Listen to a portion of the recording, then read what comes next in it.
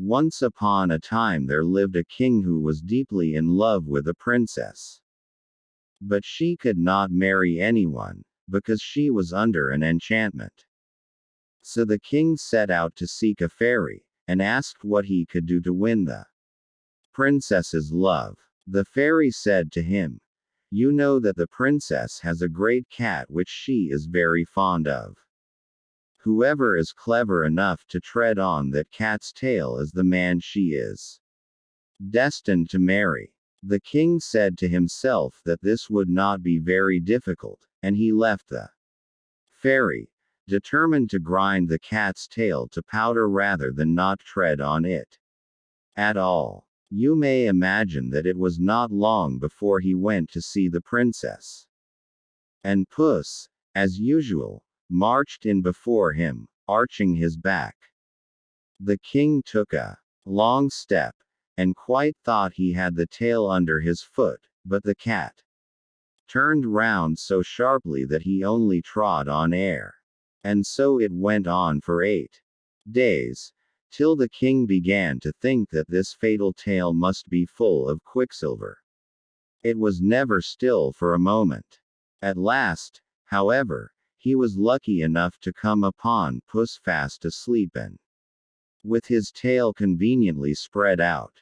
So the king, without losing a moment, set his foot upon it heavily.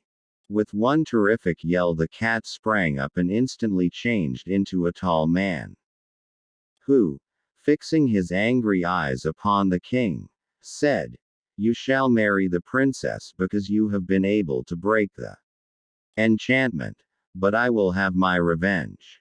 You shall have a son, who will never be happy until he finds out that his nose is too long, and if you ever tell anyone what I have just said to you, you shall vanish away instantly, and no one shall ever see you or hear of you again." Though the king was horribly afraid of the enchanter, he could not help laughing at this threat. "If my son has such a long nose as that," he said to himself, "he must always see it or feel it. At least, if he is not blind or without hands." But, as the enchanter had vanished, he did not waste any more time in thinking, but went to seek the princess, who very soon consented to marry him. But after all, they had not been married very long when the king died. And the queen had nothing left to care for but her little son, who was called Hyacinth. The little prince had large blue eyes, the prettiest eyes in the world, and a sweet little mouth, but, alas, his nose was so enormous that it covered half his face. The queen was inconsolable when she saw this great nose, but her ladies assured her that it was not really as large as it looked. That it was a Roman nose, and you had only to open any history to see that every hero has a large nose.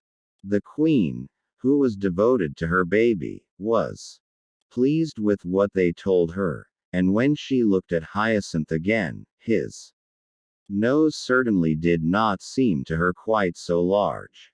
The prince was brought up with great care, and, as soon as he could speak, they told him all sorts of dreadful stories about people who had short noses.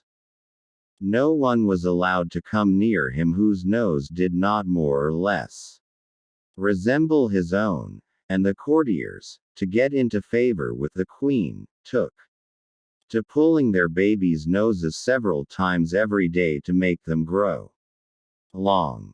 But, do what they would, they were nothing by comparison with the prince's. When he grew sensible he learned history, and whenever any great prince or beautiful princess was spoken of, his teachers took care to tell him that they had long noses. His room was hung with pictures, all of people with very large noses, and the prince grew up so convinced that a long nose was a great beauty, that He would not on any account have had his own a single inch shorter. When his 20th birthday was past, the queen thought it was time that he should be married, so she commanded that the portraits of several princesses should be brought for him to see, and among the others was a picture of the dear little princess. Now, she was the daughter of a great king, and would someday possess several kingdoms herself. But Prince Hyacinth had not a thought to spare for anything of that sort. He was so much struck with her beauty. The princess, whom he thought quite charming, had, however, a little saucy nose, which, in her face, was the prettiest thing possible, but it was a cause of great embarrassment to the courtiers, who had got into such a habit of laughing at little noses that they sometimes found themselves laughing at hers before they had time to think. But this did not do at all before the prince, who quite failed to see the joke, and actually banished 2 of his courtiers, who had dared to mention disrespectfully the dear little princess's tiny nose. The others, taking warning from this, learned to think twice before they spoke, and one even went so far as to tell the prince that, though it was quite true that no man could be worth anything unless he had a long nose, still, a woman's beauty was a different thing, and he knew a learned man who understood Greek and had read in some old manuscripts that the beautiful Cleopatra herself had a tip-tilted nose. The prince made him a splendid present as a reward for this good news, and at once sent ambassadors to ask the dear little princess in marriage. The king, her father, gave his consent, and Prince Hyacinth, who, in his anxiety to see the princess, had gone 3 leagues to meet her, was just advancing to kiss her hand, when, to the horror of all who stood by, the enchanter appeared as suddenly as a flash of lightning, and, snatching up the dear little princess, whirled her away out of their sight. The prince was left quite unconsolable, and declared that nothing should induce him to go back to his kingdom until he had found her again. And refusing to allow any of his courtiers to follow him, he mounted his horse and rode sadly away, letting the animal choose his own path. So it happened that he came presently to a great plain, across which he rode all day long without seeing a single house, and horse and rider were terribly hungry, when, as the night fell, the prince caught sight of a light, which seemed to shine from a cavern. He rode up to it, and saw a little old woman, who appeared to be at least 100 years old. She put on her spectacles to look at Prince Hyacinth, but it was quite a long time before she could fix them securely because her nose was so very short. The prince and the fairy, for that was who she was, had no sooner looked at one another than they went into fits of laughter, and cried at the same moment, "Oh, what a funny nose!" "Not so funny as your own," said Prince Hyacinth to the fairy, "but, madam, I beg you to leave the consideration of our noses, such as they are, and to be good enough to give me something to eat, for I am starving, and so is my poor horse." "With all my heart," said the fairy. "Though your nose is so ridiculous, you are, nevertheless, the son of my best friend. I loved your father as if he had been my brother. Now he had a very handsome nose." "And pray what does mine lack?" said the prince. "Oh, it doesn't lack anything," replied the fairy. "On the contrary, quite. There is only too much of it. But never mind, one may be a very worthy man, though his nose is too long." I was telling you that I was your father's friend. He often came to see me in the old times, and you must know that I was very pretty in those days. At least, he used to say so. I should like to tell you of a conversation we had the last time I ever saw him. Indeed, said the prince, when I have supped it will give me the greatest pleasure to hear it. But consider, madam, I beg of you, that I have had nothing to eat today. The poor boy is right, said the fairy, I was forgetting. Come in, then, and I will give you some supper, and while you are eating I can tell you my story. In a very few words, for I don't like endless tales myself. Too long a tongue is worse than too long a nose, and I remember when I was young that I was so much admired for not being a great chatterer. They used to tell the queen, my mother, that it was so. For though you see what I am now, I was the daughter of a great king. My father, your father, I dare say, got something to eat when he was hungry. Interrupted the prince. Oh, certainly, answered the fairy, and you also shall have supper directly. I only just wanted to tell you, but I really cannot listen to anything until I have had something to eat. Cried the prince, who was getting quite angry, but then, remembering that he had better be polite as he much needed the fairy's help, he added, I know that in the pleasure of listening to you I should quite forget my own hunger. But my horse, who cannot hear you, must really be fed. The fairy was very much flattered by this compliment, and said, calling to her servants, you shall not wait another minute, you are so polite, and in spite of the enormous size of your nose you are really very agreeable. Plague take the old lady.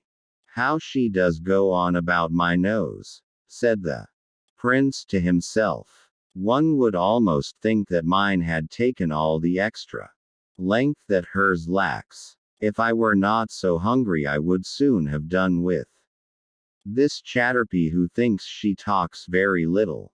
How stupid people are not to see their own faults. That comes of being a princess. She has been spoiled by flatterers, who have made her believe that she is quite a moderate talker.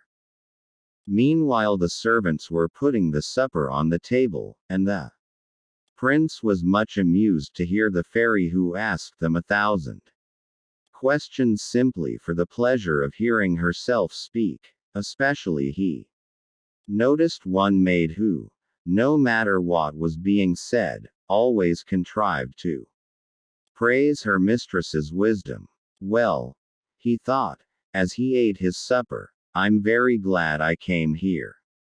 This just shows me how sensible I have been in never listening to flatterers. People of that sort praise us to our faces without shame, and hide our faults or change them into virtues. For my part one never will be taken in by them. I know my own defects, I hope. Poor Prince Hyacinth. He really believed what he said, and hadn't an idea that the people who had praised his nose were laughing at him, just as the fairy's maid was laughing at her, for the prince had seen her laugh slyly when she could do so without the fairy's noticing her. However, he said nothing, and presently, when his hunger began to be appeased, the fairy said, my dear prince, might I beg you to move a little more that way, for your nose casts such a shadow that I really cannot see what I have on my plate. Ah, thanks. Now let us speak of your father. When I went to his court he was only a little boy, but that is 40 years ago, and I have been in this desolate place ever since. Tell me what goes on nowadays. Are the ladies as fond of amusement as ever. In my time one saw them at parties, theaters, balls, and promenades every day. Dear me, what a long nose you have.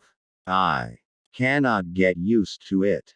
Really, madam, said the prince, I wish you would leave off mentioning my nose. It cannot matter to you what it is like. I am quite satisfied with it, and have no wish to have it shorter. One must take what is given one. Now you are angry with me, my poor Hyacinth, said the fairy, and I assure you that I didn't mean to vex you. On the contrary, I wished to do you a service. However, though I really cannot help your nose being a shock to me, I will try not to say anything about it. I will even try to think that you have an ordinary nose. To tell the truth, it would make 3 reasonable ones. The prince, who was no longer hungry, grew so impatient at the fairy's continual remarks about his nose that at last he threw himself upon his horse and rode hastily away. But wherever he came in his journeyings he thought the people were mad, for they all talked of his nose, and yet he could not bring himself to admit that it was too long. He had been so used all his life to hear it called handsome. The old fairy, who wished to make him happy, at last hit upon a plan.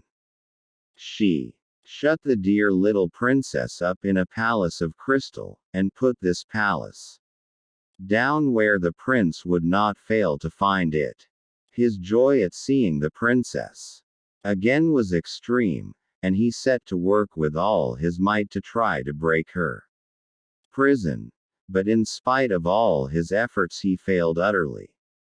In despair he thought at least that he would try to get near enough to speak to the dear little princess, who, on her part, stretched out her hand that he might kiss it. But, turn which way he might, he never could raise it to his lips, for his long nose always prevented it. For the first time he realized how long it really was, and exclaimed, "Well, it must be admitted that my nose is too long."